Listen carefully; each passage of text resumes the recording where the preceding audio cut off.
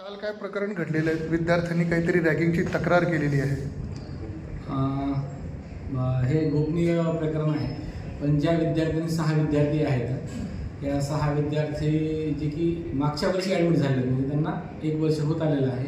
या 6 विद्यार्थ्यांनी त्यांचे वरिष्ठ विद्यार्थी, सेकंडरीचे विद्यार्थी, त्यांच्याबद्दल नॅशनल मेडिकल कमिशन येथे तक्रार केलेली आहे. त्या तक्रारीचा मेल आमच्याकडे प्राप्त होताच आम्ही अँटी रॅगिंग समितीची मीटिंग कॉल केली. त्याच्यामध्ये 15 मेंबर आहेत व वरिष्ठ कार्यालयाची परवानगी घेऊन त्याचे अध्यक्ष जे आहेत हे डॉक्टर गिरीश ठाकरे सर, जे उपाधिष्ठाता व फिजिओलॉजी प्रोफेसर आहेत, हे त्याचे चेअरमन आहेत.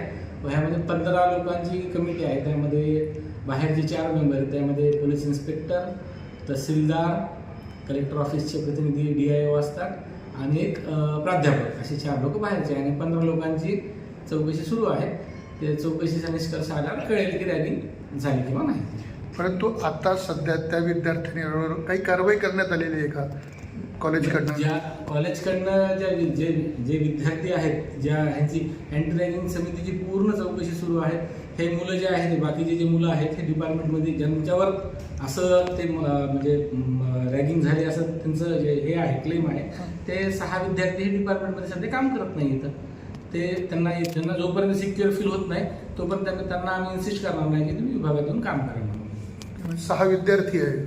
6 विद्यार्थी आहेत ज्यांना की 1 वर्ष ऑलरेडी पूर्ण झालेलं आहे, म्हणजे त्यात इमिजिएटली फ्रेशर नाही, सेकंड इयरला आहे. आणि ते हे 6 विद्यार्थी जे आहेत हे ह्यांना मागच्या वर्षी त्यांचं ऍडमिशन झालेलं आहे. म्हणजे मागच्या सप्टेंबर-ऑक्टोबर मध्ये ते ऍडमिशन झालेलं आहे. सर, अँटी रॅगिंग समिती असताना देखील त्यांना अशी ऑनलाईन तक्रार करावीशी का वाटते? ते आले नाही आमच्याकडे. आता त्याच्याबद्दल कारण आता त्यांना मी तुम्हाला ऑलरेडी पण सांगितलेलं आहे की त्यांना 1 वर्ष झालेलं इथं या कॅम्पसमध्ये त्यांचा आमचं इंटरॅक्शन बऱ्याच वेळा झालेलं आहे.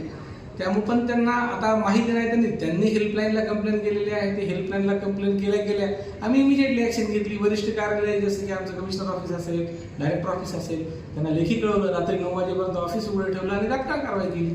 असं नाही की आम्हाला तक्रार प्राप्त होता आम्ही लगेच कारवाई. नाही सर, आमचं म्हणणं तसं नाही आहे. म्हणजे विद्यार्थी हेल्पलाईनची मदत घेत आहे, पण तू इथे जे अँटी रॅगिंग, मी आता तुम्हाला तेच सांगतो ना की विश्वास कुठे कमी झाले नाही का? नाही, विश्वासच नाही कोणते. कारण की ह्याच्यामध्ये सगळे म्हणजे स्टुडंट वगैरे जे आहे, प्रत्येकाचं इंटरॅक्शन चांगलं आहे. आतापर्यंत वर्षभरामध्ये एकही तक्रार आमच्याकडे लेखी प्राप्त नाही. जर 1 वर्षापर्यंत तक्रार प्राप्त असली असती तर आम्ही ताबडतोब कारवाई केली असती. कुठल्या वर्षाचे विद्यार्थी?